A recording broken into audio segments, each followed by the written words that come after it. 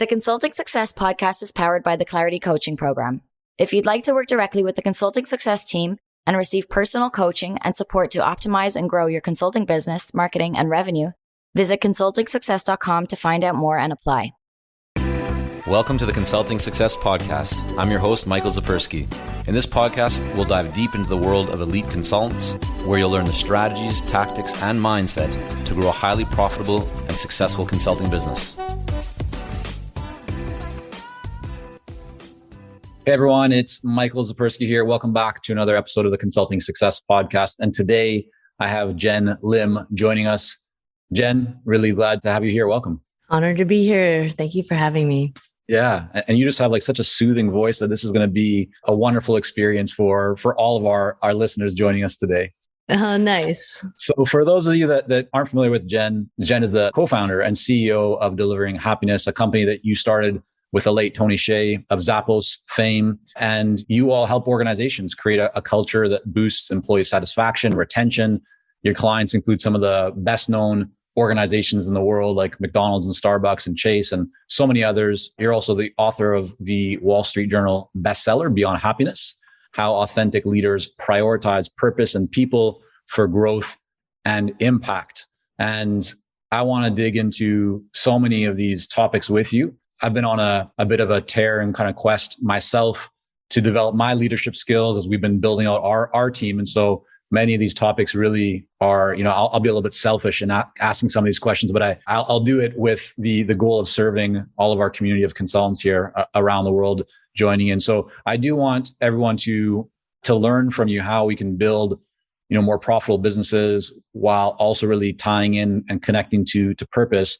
But before we get into that, you have kind of this title of Chief Happiness Officer. How do you use that title? What does that mean to you? What is your role at the company? Yeah, so Chief Happiness Officer kind of evolved very quickly when we launched the company. So Tony and I launched the book, Delivering Happiness, in 2010, and then quickly realized there's a demand for happiness in the world, and then created the company around it, and then became CEO. But I wanted, this is the luxury of us having small companies and being the owner of them, to create our own titles. And so Chief Happiness Officer was my intentional decision to say, this happiness topic, sustainable happiness topic, deserves a seat at the C-level. So me being CEO is just one thing, but me being CHO is another, because that is like interwoven into everything that I do and the company does.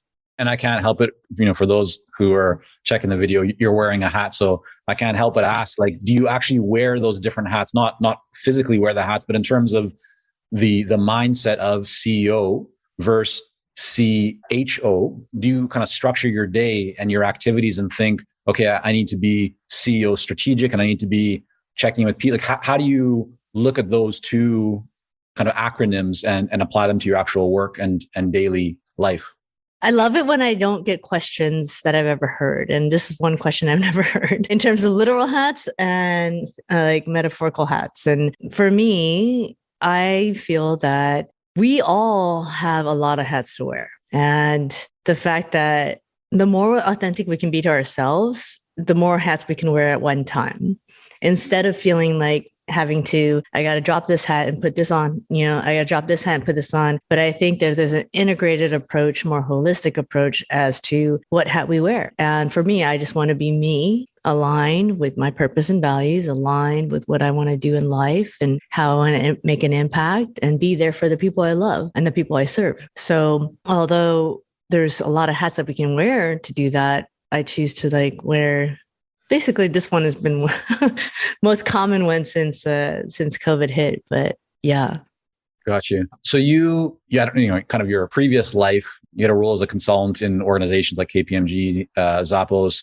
Kind of walk us through, take us back to the early timeline of how did you get to where you are? What were the kind of early chapters, the progression of, Jenn 1.0 or, 0.5 or whatever?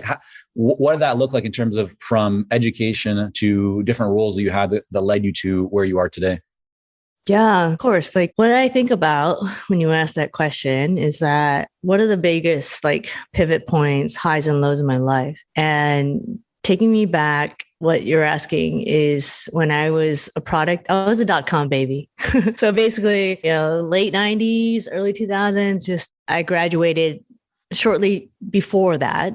And I had an Asian American studies degree. So as you can imagine, immigrant parents saying, like, why the hell would you want to do that? And I was freaking out because, I got into the good school. I mean, I loved going to UC Berkeley. It was like, it opened my doors and opened my life in terms of like perspective. And I was supposed to be a doctor or a lawyer, but I chose not to do that. And that was probably the first decision that I stood up for myself, knowing I felt a lot of heaviness to help my immigrant parents and my ancestors live up to what they had to do to be as successful as they were.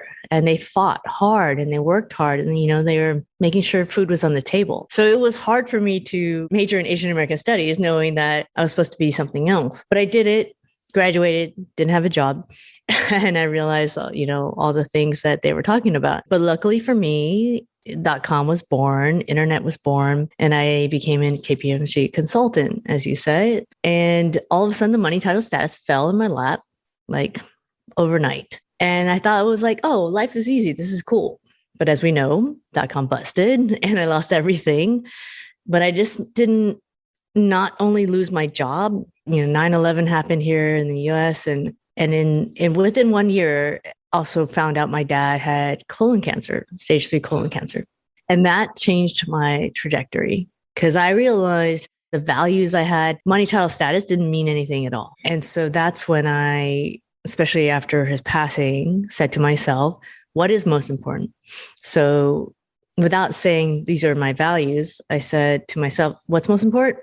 People in my life, being true to myself and living in an independent way, so that people aren't controlling my decisions, but I'm controlling mine. So that's the next sort of like segue into my next chapter of being a consultant. I was an independent consultant because I didn't want to get fired by someone that I worked really hard for. So became that independent consultant and then met Tony around that time. And he was just about got the title of, being the CEO of Zappos. And basically as Zappos grew, I grew with them as a consultant. And that was really revelatory for me because the things that we were geeking out on, we're like, oh, there's a science to happiness. There's positive psychology. There's all this academic research based on real stuff that for me as sort of a cynic and a existentialist in life had these answers, at least data points that I could live by.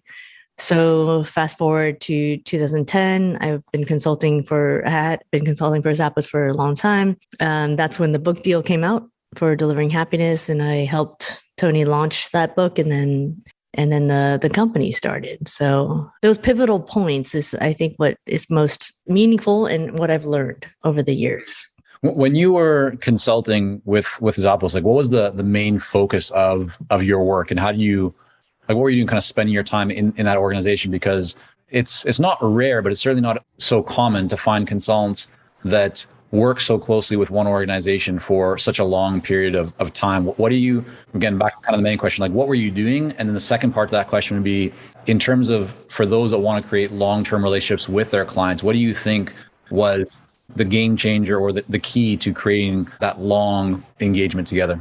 I mean, to kind of what I think your point is, it's very odd and weird when projects for consultants last a long time. And I considered Zappos to be a project. And so back in the early days, it was just Tony passing on these projects of hey, can you look at this marketing strategy? Hey, can you look at this? Can you look at that? And then eventually it went to culture and culture books. And that's where the launch of the culture book came about and was a new idea. I had never worked on a book before.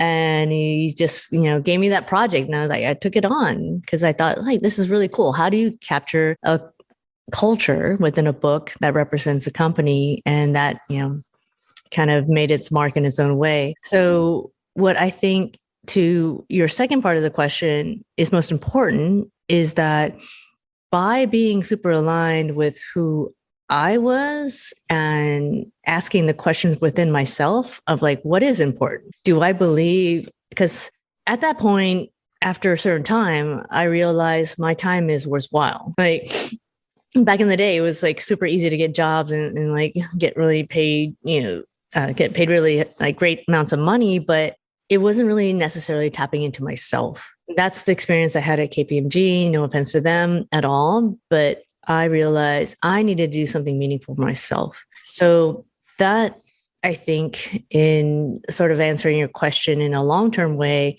is as long as we're aligned with who and what we are in a very fundamental way, our purpose and values, that's where the long-term relationship grows, because they can sense your passion, they can sense your purpose, and they want to be working with you for a long, long time. So that's kind of been the trajectory of where I've been. Yeah. And I'd love to explore, so much of what you're saying right now in terms of your own self-exploration and pursuit, it can also apply to employees. And for everyone joining us right now, whether they have an existing team or they're planning to build a team, one challenge is, like, how do you really motivate your employees? How do you keep retention high, right? How do you it's hard to make a really big impact in the world all by yourself. And so I think the quest of so many consulting business owners is to get to the point where they don't need to be doing all of the delivery themselves. They have a team that can execute. They can spend more time on strategy, more time on kind of the higher valued areas where they can really create. So having a team in place is central to doing that. What have you found works best to identify what your employees, what your team really wants, so that you can begin to kind of create that culture that attracts that type of talent, but also retains it? Yeah. It's like, what you just said right now is exactly what I did with Delivering Happiness. And knowing that the initial book launch was like, that's really exciting. Like, what are we going to do from here? Oh, we're going to build a business out of it. Like, oh, what does that business look like? And basically drinking my own champagne, the belief in purpose and values. Then I took it upon myself to say, what does happiness as a business look like? First and foremost, even before figuring out the business model, was what is our purpose and values? And I think that's the most important thing, especially when you're growing, especially when you're starting anew. And then, of course, like so on down the line of many years, is to at least get that sort of ground, like put that line in the sand. What is it that this company is here for? Purpose, and what are the values that we live by, and especially behaviors, to be succinct about what that means. I think for companies and entrepreneurs and consultants that want to grow their own company, that has been time and time again the most important and sometimes hard way to go about it, because you have to live by it, knowing that like, oh, wait, do I take this revenue because X, Y, and Z reasons, because I need to make money, or do I not take it because it's not aligned? So I think that's the most foundational thing to create for yourself as an entrepreneur or consultant as you grow the company, number one. And how would you make that I really want to make this tangible for everybody joining us. So I understand at the high level, right? You want to get clear on what is our purpose and our mission and our values, and have a conversation with team members or employees or whatever about that, and kind of get everybody involved. But if you want to better understand what really drives your team, so that you can support them, so that you can kind of create the culture and the environment where they want to stay, because they feel like they're doing what they should be doing, what they want to be doing deep down inside.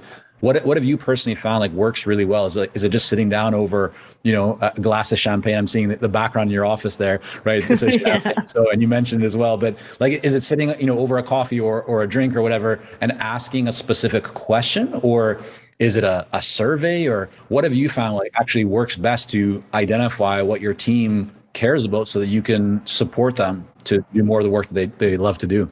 Yes, I think that there are very practical exercises to this. And then it also depends on where you're at. Where are you in your continuum of just starting or already like mature or like trying to grow? So at the very beginning, I would totally always recommend having these exercises of having everyone actually identify their values, identify their purpose as individuals, and then bring that together. And it becomes a synthesis of what things are aligned here. And it's very it becomes very clear that there's a lot of values that are aligned, and there's some that are not. But by going through that synthesis of the values and then therefore behaviors, and of course the purpose, then you have that concrete sort of the grounding in the ground, the line in the sand. So that is so important. And then it becomes a constant journey. And this is proverbial in the sense of happiness is a journey, but then it becomes revisiting what that looks like. And I think, this has been the 11 years since I've been doing Delivering Happiness. What is most monumental now with the Great Resignation, aka the Great Awakening, the Great Reset on humanity, insert great whatever you want. But I think most important now is to be able to still uphold those purpose and values. Say, hey, this is where we started from. We all had ownership in this because we all created it together. Where are we now? I think it has to be more holistic in asking people the next layer down of not just skills, responsibilities, culture, and values, but also where are you mentally? Where are you emotionally? Where are you relationally? Where are you financially? It's a really tough time. It's almost been 2 years since we've been through a very tough time, economically, emotionally, relationally. Hey, it's Michael here, and we'll be right back to the podcast. But first, are you ready to grow, scale, and take your consulting business and marketing to the next level? If so, our Clarity Coaching program may be a great fit for you. You'll work with our experienced team to set up a strategic plan for your business and coach you step by step in areas like how to consistently attract more leads, develop a magnetic message that resonates with your ideal clients, strategically package and position your services, earn higher fees, win more proposals, and scale your business. To find out more about Clarity Coaching and apply, go to consultingsuccess.com and click on coaching. Yeah, I mean, it's so interesting because what you're mentioning is you start off, you get kind of a bit of a benchmark or a lay of the land in terms of where everybody is. I'm really interested in terms of for, let's say, the smaller firms or even your own organization. How do you find, what is the best way, or you just found an effective way to make sure that you're checking in on these? Is it something that you recommend that people do with their team each quarter, or is it weekly, monthly? How often should you be doing this? And what does that look like? Is it just getting everybody around a table? Is it you as the leader doing one-to-one with each of your kind of direct reports? What does that structure look like, and how often do you do it? Yeah, I would definitely recommend quarterly at the very least. And to answer from an operational standpoint, it depends how big your team is. Because I think that for a leader, let's just say the owner of a company that's a consultant that driving this through, it's the most important part of the role to uphold these relationships and, feeling of a meaningful connection. But at the same time, it also, the bigger you get, the more effort it takes and the tax of the toll it takes on your own health, and your own sort of well-being. So I would say, depending on how big it is and making sure that you have your organizational structure in a good way. If it's 100 people versus 10 people is a very different conversation. But let's just say if it's 10 people, then of course those one-to-ones are so important, and quarterly is very important. And I'd also remind, what's been very apparent to me is that the importance of having it a mutual dialogue, so that it's not hey, I'm the leader, so therefore, this is what I think needs to happen. It's being able to say, hey, contractor, consultant, whatever, you also have equal part onus and responsibility to provide your input too. So making sure that dialogue is open, that's what creates healthier conversations and very transparent ones that builds towards resilience and builds towards growth. As obviously we need to be able to pivot and adapt right now more than ever. In looking at, you said, you've been doing this now at delivering happiness for 11 years. You have a lot of experience. You've seen a lot of different situations of what works, what doesn't work.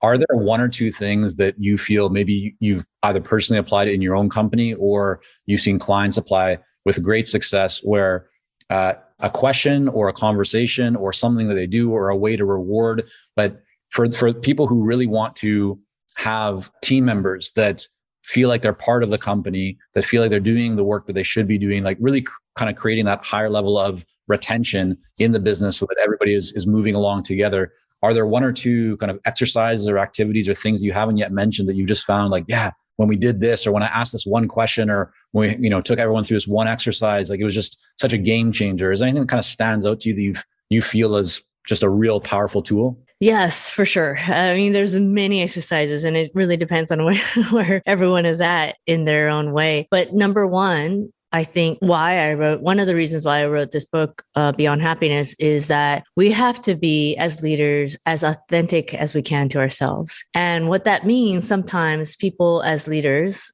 kind of assume they know who they are, but it takes work to actually dig a little bit deeper and ask ourselves whether or not we're truly being authentic to who we are. So I think, to your question, number one is to ask yourself, are you willing to do the extra work in understanding yourself as a leader first? And then, so there's exercises in the book about like highs and lows, heartbeat exercises, like extrapolating, knowing that happiness is not always from the highs, is actually understanding our lows. And, for the last 2 years, everyone's gone through some sort of pain, loss, grief. And that's why I call the book Beyond Happiness, is because like being able to understand the gamut, the spectrum of when we know our highs, it's because we know our lows. And that expands when we get more real with ourselves. So that's number one. And then once we experience that as leaders, then sharing that exercise with the people that we lead, the people that we're colleagues with, our clients even, they'll appreciate that even that much more, because we're being real. And, the whole vulnerability thing, and, Brene Brown talks about this very well. That, in addition to the grit of like what Angela Duckworth talked about, is I think where we are right now. Like, number one, can we be true to that? Can we be vulnerable to that? And then therefore ask the people that we work with, clients included, if they are willing to be that vulnerable too. My mind is like kind of racing with thinking of a lot of different points you're just making right now. But let's say I go through that own kind of assessment myself, and I'm trying to get really clear on, everything that's meaningful to me, my North Star, all that kind of stuff. You're saying that you should be open enough to go and share that with all of your team members, even share with your clients. What would that look like? Is it like an email to a client, hey, Joe, hey, Jen, I just went through this process. Like, here's what I've discovered about myself. What do you think? Like, how would you suggest that people introduce that or bring up their findings with their team and with clients? Well, number one, with teams, I think it's easier because you're working with them. I think that is part and parcel with the whole question of like, when do you commit to people? When do you commit to what your purpose is? And so that first exercise within ourselves is actually identifying our own purpose in a way and revisiting it, because even though if we had one, and if we had like a set of values before the pandemic, I think it's very important to revisit it now. And then being able to say, hey, team, this is what I've been seeing as to what can be more connected in terms of what we're doing. And especially we're, all remote, hybrid, et cetera. Future work is here now, all that kind of stuff, is being able to say, look, I know this is a very difficult time. It still will be for an unknown time to come. But this is what I would like to introduce as to what I've known or seen. And that's like this part of the stories that I share in the book of how this can all work because we're in it together. So that's for your team. And then with your clients, it's actually really interesting to say, because I think it's a differentiator now. Like with companies that say, this is our purpose. HBR had a study within the last 2 years that showed that companies that explicitly stated their purpose are actually growing in revenue and more stable than ever than those that don't. And that's, to me, especially during a pandemic, recession, et cetera, there's something to be said about that, because I think the reset on everything, including humanity, like people just want to be people and want to be heard and understood. So I think that's what we can do as leaders to initiate that conversation. Yeah, I love that. I think that's really powerful. One thing that stood out for me on your website is you've done a really good job of capturing data points. So you have one, for example, it says, kind of like going through our process or whatever might be applying these principles, our clients see it on average, a 41% improvement in retention. For many consultants, they have trouble gathering data when their work is not as focused, let's say, on marketing or sales. They're doing things that are maybe a little bit less like, they're a bit intangible. People initially feel they might be intangible. What's been your process? How have you all gone about capturing these data points that support the power and efficacy of what you do in your work? I think it's twofold. I think there's just a lot more data these days, like the one I just mentioned about HBR talking about purpose. And it was kind of revelatory for them. It's like, oh, wow, in the last few years, this is actually tied to revenue. Like, when was the last time you saw profit tied to revenue? So you can point to those kind of studies and research of notable and respectable research entities. The other point that I think is probably more relevant to this audience and conversation is that just as consultants, ask them what data they're collecting right now. What's important to them? So if you get that sense of okay, this is important, is retention? Is it attraction? Or is it the fact that people are not really engaged or productive right now? Ask them for the questions of what's most important to you from a data perspective, and then use that as basically, lines in the sand of what we're going to build on. If this is most important to you, retention sucks, then let's focus on that. So that's what I would recommend. And do you establish in your engagements a baseline to say, once you've identified what metrics matter to them most, are you doing any kind of assessment or survey to establish, okay, here's where you are right now, let's just say you're at 30%, and then partway through you do another kind of assessment to see, we're now up to 50%. Is there any kind of tracking like that in place, or not so much, or how do you guys approach that? Yeah, definitely the most recommendable approach is just to keep it consistent. So if they say, oh, we already have data points or we already have a survey, okay, they're like, let's just keep using that. Or we don't have a survey because we're not capturing what it means to be happy, sustainably happy. And then, so we have we're agnostic, but in general, we have tools where we say well, you can use this or you can use that in the very bare minimum. You just have to keep tracking it, because if you don't keep tracking it and don't keep measuring in a way that even the CFO would say, oh, yeah, that makes sense, then it's not going to go on for a long time.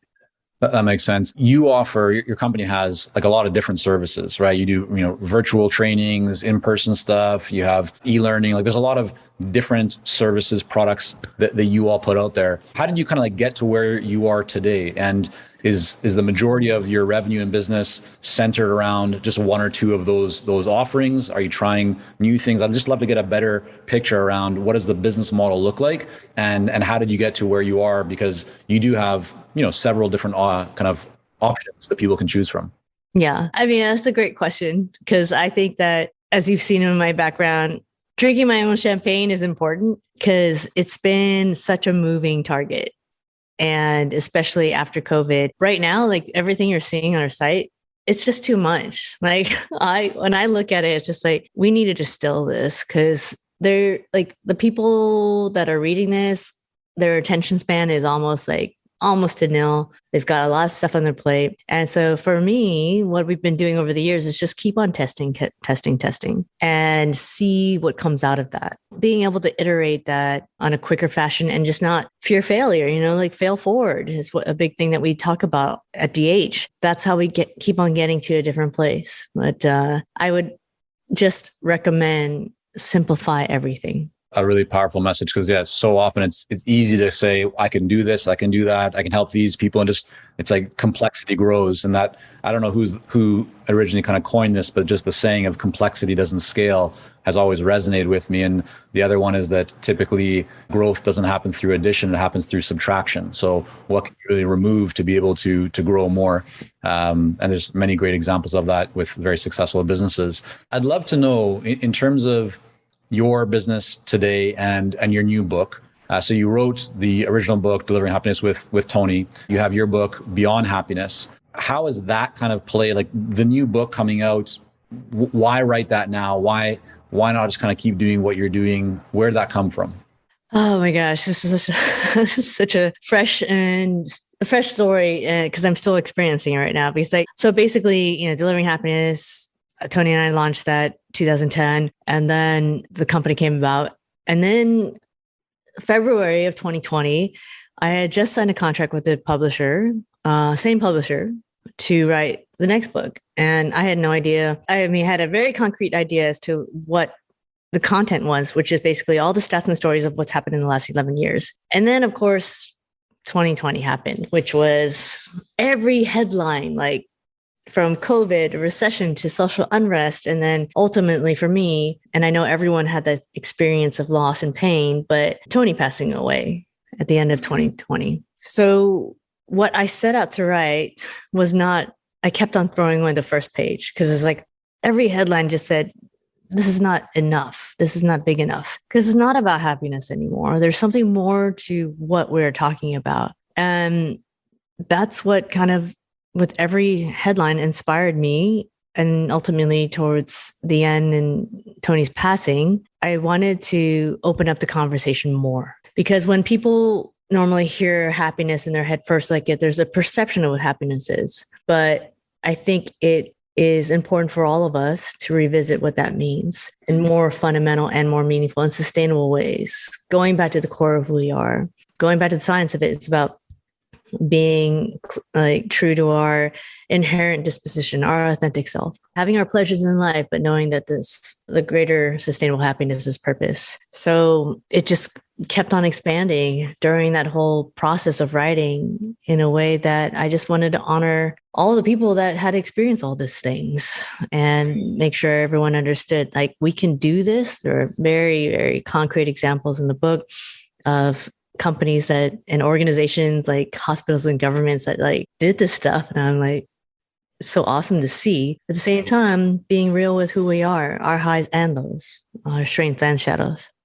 The book for many people, writing a book, right, is part sharing intellectual property and ideas and, giving value and educating. It's also can be a very powerful marketing kind of tool. In delivering happiness right now at your company, what would you say are the one or two kind of the main drivers of new business? Aside from referrals, is there anything that you all are doing that you have found to work really well, even in today's environment? Yeah, I would say that the consistency of what we've seen over the last 11 years is that our biggest drivers have been word of mouth and keynotes. Yeah, just doing a talk on what, talking head on what you believe in. I actually don't believe that that's going to be the next year or 2 or 5 years of growth, because I think we're all kind of tired of hearing talking heads. I think that as we've seen in the near recent, since, COVID, is that the more we do more engaging kind of conversations, so fireside chats, like a different kind of, so just give it the scenario of like client reaches out to us, says we'd love Jenn to talk. And I'd say, okay, yes, I'm more than happy to, but I would like at least 1 or 2 leadership people to be part of that conversation, because then it's not me being hired on to tell people what to do.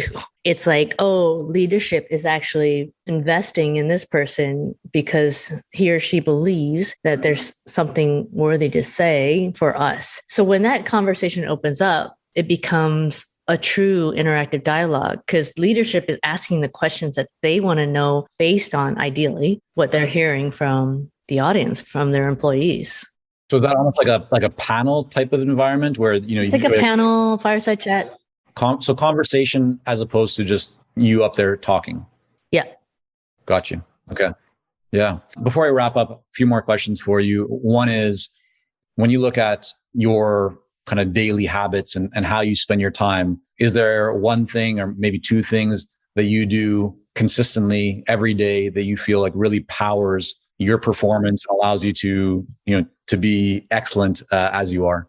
So I'm into spontaneous meditation these days and spontaneous dance parties. Okay. You have to elaborate and give us an example, because my mind is like really running wild now, trying to imagine you walking down the street and just deciding to like sit and meditate all of a sudden. So tell me more kind of detail. What does that look like? Yeah, like spontaneous meditation for me is like because my mind is sometimes when we put something in our mind of like, oh, we have to meditate, it feels daunting. And so for me, being more spontaneous about it is like just capturing that moment when I am walking down the street or I'm just like sitting around my house and have that moment of just purity, emptiness, clarity. And then I'll take it. I'm like, okay, I'm going to ride that moment and put everything aside and just meditate at that moment. Same thing with dance parties. Like if I hear good music and I'm like, oh, okay, I got to do this. Just start dancing. Yeah. And oftentimes now because of COVID, like it's been by myself, but when I'm with my family, like do that too. But there's something about just like being present in that moment and capturing it.